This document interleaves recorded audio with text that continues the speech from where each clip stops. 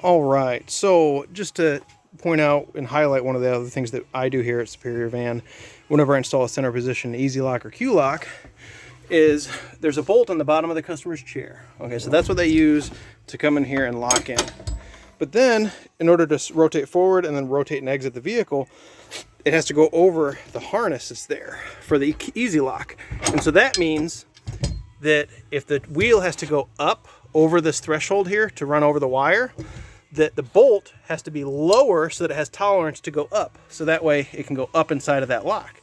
Well, the problem is having a bolt hanging out of the bottom of your power chair, you're gonna catch everything on the grass and a garden hose. You don't have a lot of clearance. So to maximize that clearance, you wanna have that bolt as high as possible.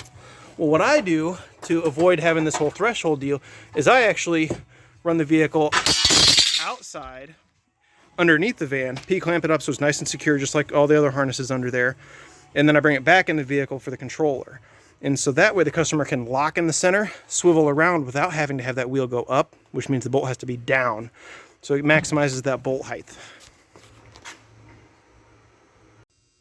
All right, if I've already explained this, if I've done this video right, this is the middle of me installing this qlock in the center position. You can ignore those power and ground wires. That is for a auxiliary battery back here and a power inverter. But I just wanted to show the route for routing that qlock wiring underneath the vehicle so that the chair can spin freely without having a threshold or something.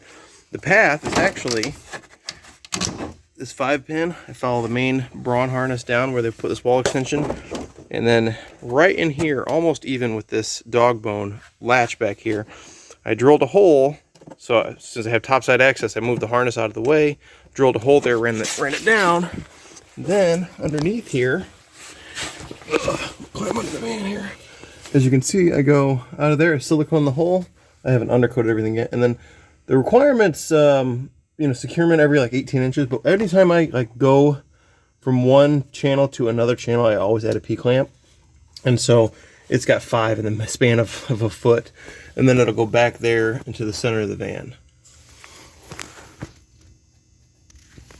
Like I said, only possible because I have the topside access to make sure I'm not running into a wall harness.